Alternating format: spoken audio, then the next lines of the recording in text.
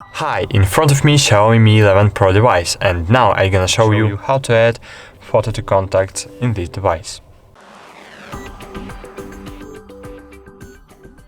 Firstly, we need to create a contact on our device, so I will create a contact, company, mobile number, and great.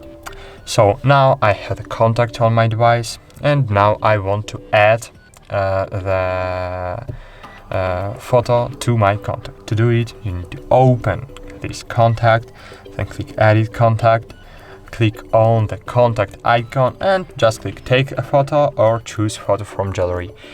If you have the photo you want to set it to from gallery, just click on this button and find the photo you want to set in gallery, or just click Take a Photo, click Allow, and take a photo to change the photo of the contact.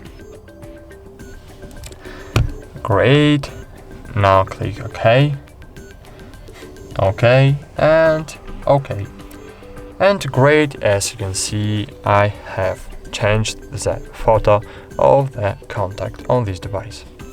That's it. Thanks for watching. Like this video, subscribe to our channel, and bye.